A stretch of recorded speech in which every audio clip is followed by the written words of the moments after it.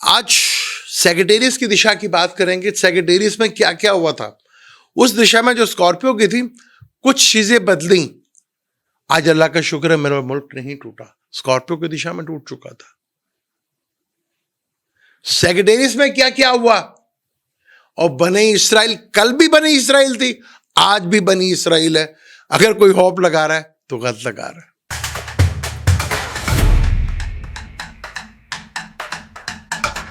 अस्सलाम वालेकुम, मैं हूं आपका एस्ट्रोलॉजर सलीम समी। खुशामदीद सियासत और नजुम के ऊपर।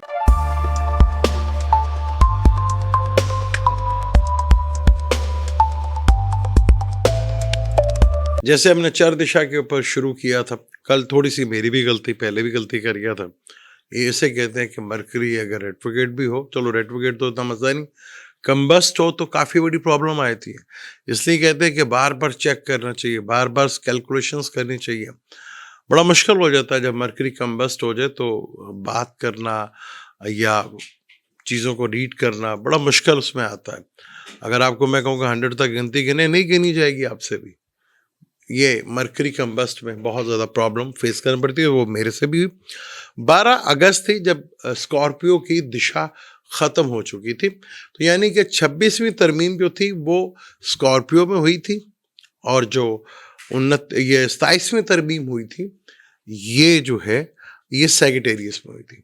तो इन दो दिशाओं के ऊपर हम बात कर रहे थे। आज थोड़ा सा कैप्रिकॉर्न की दिशा को भी टच करेंगे।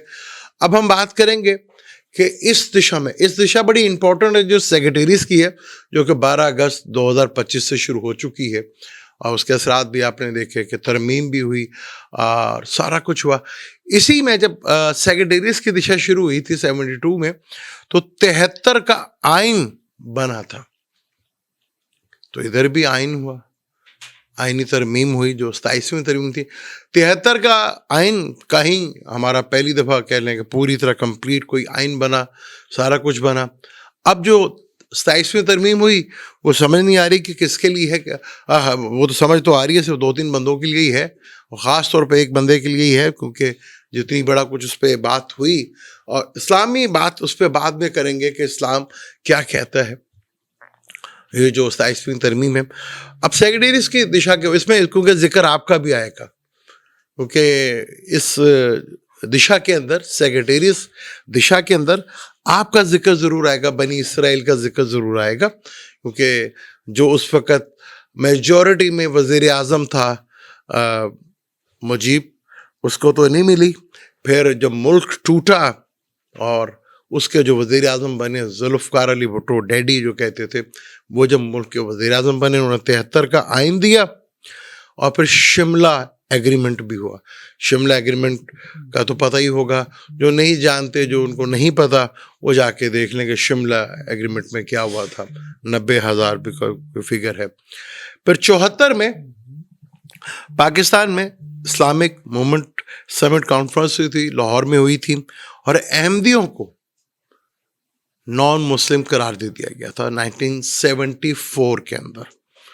फिर इसी में भुट्टो साहब का एक और बड़ा कारनामा, उन्होंने जो इंडस्ट्री थी उसको नेशनलिज्म कर दिया। मैं नेशनल पूरा कर दिया कि हुकूमत के अंडर आ जाएगी सारी। वहीं से हमारा बेड़ा गर्क हुआ, जहाँ मुल्क में बहुत तेज़ी के साथ स्कॉर्पियो की दिशा में बहुत सी चीज़ें बेहतर हुई थी। स्कॉर्पियो से पहले की दिशा इब्रा में चीज़ें, इंडस्ट्री हमारी बढ़ रही थी, उसको नेशनलिज्म करके भुट्टो साहब ने, वो एक बहुत बड़ा एक मुगल था। उसके बाद बहुत सी चीज़ें हुई, इलेक्शनों पे सवाल होना शुरू हुए। फिर जनरल इलेक्शन हुए 77 के, उस पर सवालात खड़े होना शुरू हो गए, उस पर सारा कुछ हो गया, बेईमानी सारा कुछ हुआ। फिर याद है मुझे, उतना महल छोटे हम भी थे, कि 9 सितारा जो है सारे मौलवी इकट्ठे हो गए थे, जितने भी मौलवी उस वक़्त। फेमस तरीन जो जमात थी ना, वो जमात इस्लामी थी। उस वक्त कोई मुस्लिम लीग भरा नहीं थी, जमात इस्लामी सबसे फेमस थी, जो आज किस जगह आके बैठी। सही में ऐसा ही होगा, जो उस वक्त की फेमस तरीन थी मुस्लिम लीग नून का, पीपल पार्टी का क्या हाल हो रहा है। 9 सितारे जो सारे इकट्ठे हुए थे। तो सैजिटेरियस की दिशा में ये सारा कुछ हुआ। भुट्टो साहब को फांसी लगी, यानी कि उस वक्त का जो वजीर आजम बना, जो स्कॉर्पियो की दिशा में और सेक्रेटेरिएट की दिशा में वजीर आजम बना, उसको फांसी लगी, उसको फांसी लग गई थी। फिर मुल्क में मार्शल लॉ लग गया, 88 तक लगा, महज 87 तक, जब तक वो उनका जहाज क्रैश नहीं हो गया। उसमें बड़ी इंटरेस्टिंग सूरत हाल है। जो है PNA की मूवमेंट शुरू हुई, जमहूरियत बहाल की मूवमेंट जो है वो भी शुरू हुई इसके अंदर, और ठीक ठाक किस्म के वहाँ पर मुकदमे चलना शुरू हुए। 78 में ज़िया-उल हक सदर पाकिस्तान बन गए, भुट्टो पर कत्ल का मुकदमा भी चलना शुरू हो गया, यानी कि मुकदमा चला। और जैसे आजकल फिर जैसे मुकदमे तो बनेंगे, हल्के से FIR भी कट गई है, उस वक्त भी हल्की सी FIR कटी थी।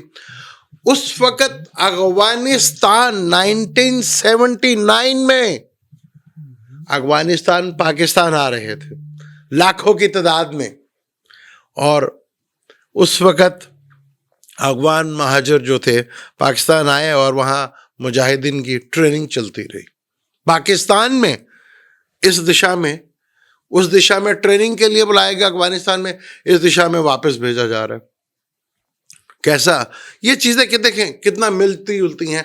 स्कॉर्पियो की पूरी मैंने डिटेल आपको बताई कि स्कॉर्पियो में क्या क्या होता रहा, 2 जंगें भी हुई स्कॉर्पियो में। उस बार ये क्या था कि हमारे फौजी पकड़े गए थे, अब हमें अभिनंदन दिया, थोड़ा ये चेंज आया।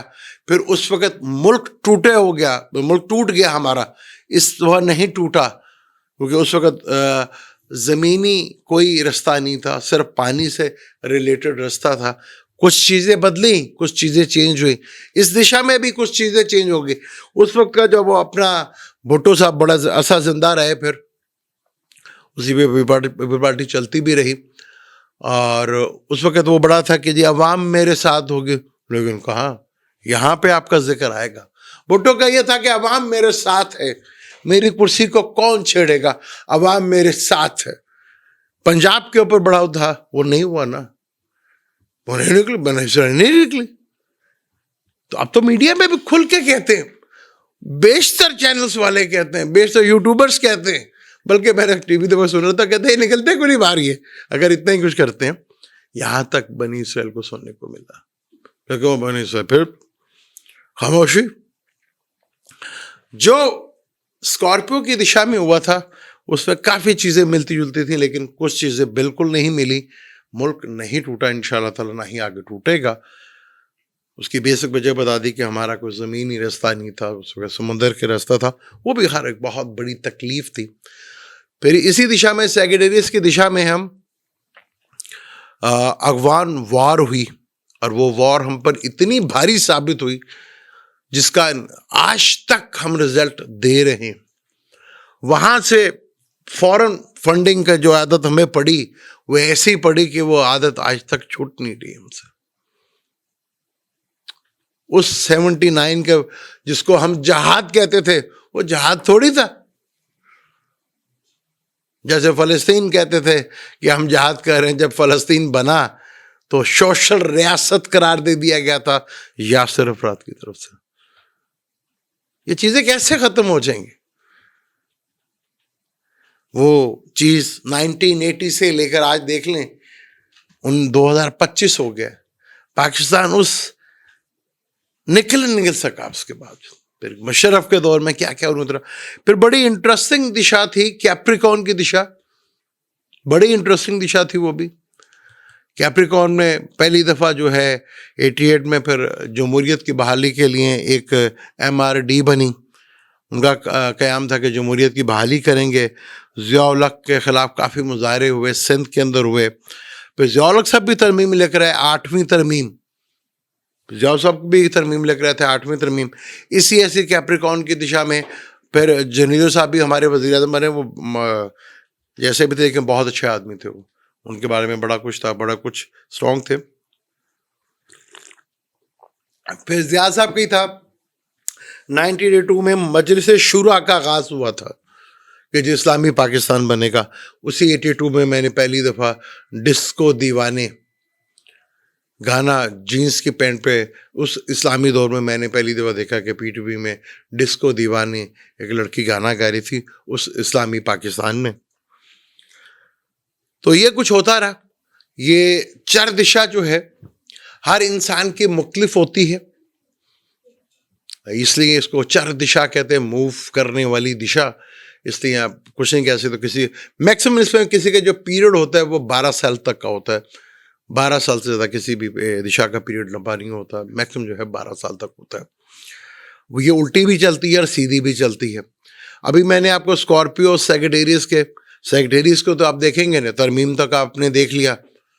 अभी आप देखेंगे कि उस वक्त के वज़ीर आज़म को फांसी लगी थी, वो फांसी भी लगी।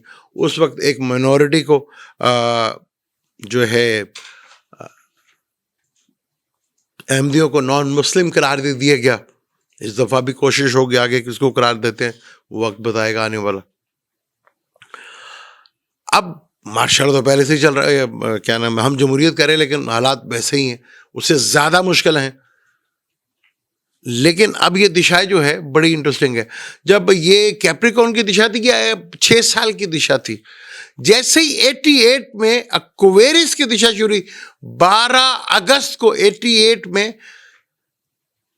एक्वेरियस की दिशा शुरू हुई थी। 17 अगस्त को जहाज क्रैश हो गया था। तो बड़ा इंटरेस्टिंग सूरत हाल है। चार दिशा से बहुत कुछ चीज़ें जो पिछली माजी में हुई थी वो आपके सामने है। उस वक़्त अफगान महाजरीन पाकिस्तान में आ रहे थे। अब खैर वो मैंने कह रहा हूँ सेम चीज़ें नहीं होंगी, कुछ अब चीज़ें बदल रही हैं। अब उनको वापस किया जा रहा है, ठीक है, वापस जा रहे हैं, वो किया जा रहा है।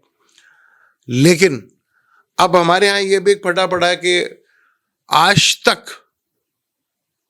जो इस्लाम की हिस्ट्री और इस्लाम में तो कहीं पे भी, इस्लाम में तो जो हाकिम है ना, आज हमारे यहाँ हम समझते हैं कि जी हम खिलाफत, उस वक्त का मुल्क का वजीर आज़म या सदर या फील्ड मार्शल, अगर वो अल्लाह के बनाए हुए रास्ते पे चलना शुरू कर देते हैं ना, उसके बताए हुए कानून के मुताबिक, उस किताब के बताए हुए कानून के मुताबिक, तो वही तो है खिलाफत। और किसको कहेंगे खिलाफत?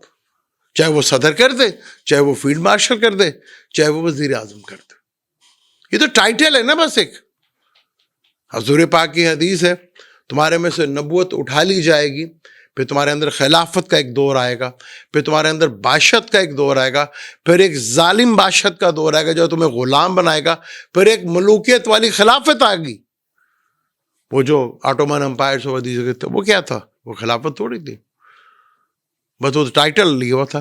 तो अल्लाह के कानून के ऊपर चाहे वजीर आज़म हो, चाहे सदर हो, चाहे फील्ड मार्शल, जो भी उस कानून पर चले तो वही तो है ना। तो उस कानून में तो आप सोच भी नहीं सकते। आप कह रहे मुझे तो 7 खून माफ, तो पॉसिबल ही नहीं है ना। अब हमारे मुल्ला भी कह रहे हैं कि जी पॉसिबल नहीं है, जितने भी उलमा हैं कह रहे हैं पॉसिबल, क्योंकि इस्लाम में कॉन्सेप्ट ही नहीं है। ताइफ में जब हजूर पाक पे इतना ज्यादा जुल्म हुआ, इतना ज्यादा जुल्म, जहां मेरे परवरदिगार को आगे पूछना पड़ा, बताएं क्या करें, तब नहीं कहा उन्होंने कि कैसे मैं बदवा दे दूं, मैं कैसे कुछ कह दूं। ये नहीं तो उनकी आने वाली नस्लें। यहां तो इस्लाम में हुक्मरान बनना इतना मुश्किल तरीन लम्हात, हजरत अबू बकर सिद्दीक किस मुश्किल टाइम पे बने थे आप सोच भी नहीं सकते। वो कितना सिर्फ सुकड़ के मदीने तक रह गया था जब हजरत अबू बकर को खिलाफत मिली थी।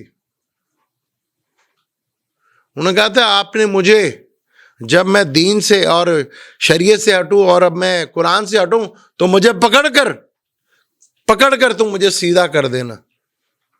इसी तरह हजरत उमर फारूक का मुश्किल तरीन दौर था, इसी तरह उस्मान गनी का, इसी तरह हजरत अली का। तो उन्होंने तो किसी को भी नहीं मिली। इस्लाम में तो हर कॉन्सेप्ट ही नहीं है, बल्कि रही भाई जमहूरियत में भी कोई कॉन्सेप्ट नहीं है। हाँ, ये एक अच्छा ट्रेंड दे दिया है, एक अच्छी स्ट्रेटजी दे दी है पाकिस्तान ने कि भाई ऐसा भी हो सकता है। हम सुनते आ रहे थे पिछले में, याद है कि 8-10 साल पहले कि जी बांग्लादेशी माहौल लेकर आएंगे, बांग्लादेशी माहौल लेकर आएंगे। वो देख ले माहौल, उधर फांसी दे दी गई है। अब जरा जोर डाले ना, उसको करीब हिंदुस्तान में है ना, उसको पकड़ के लाके टांगे, तो फिर आएगा मजा। इस तरह फांसी उसे देने का मजा थोड़ी आएगा जब तक टंगे ना। हाँ करीब ही है, हाँ उसको पकड़ के लाकर टांगे फिर आए ना, उस तरह तो जाते रहेंगे। इस तरह तो हमारे नवाज शरीफ साहब को भी हुई थी कैद 20 साल की। इस तरह तो मजा नहीं आएंगे ना।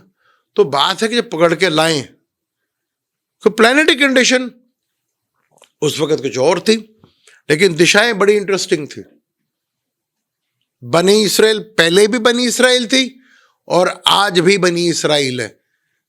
इससे कोई उम्मीद लगाना, कोई होप लगाना, कुछ अभी भी होप लगा रहे हैं, मायूसी होगी और 100% होगी। मुझे दें इजाजत, इंशाअल्लाह अगली वीडियो में। अल्लाह हाफिज।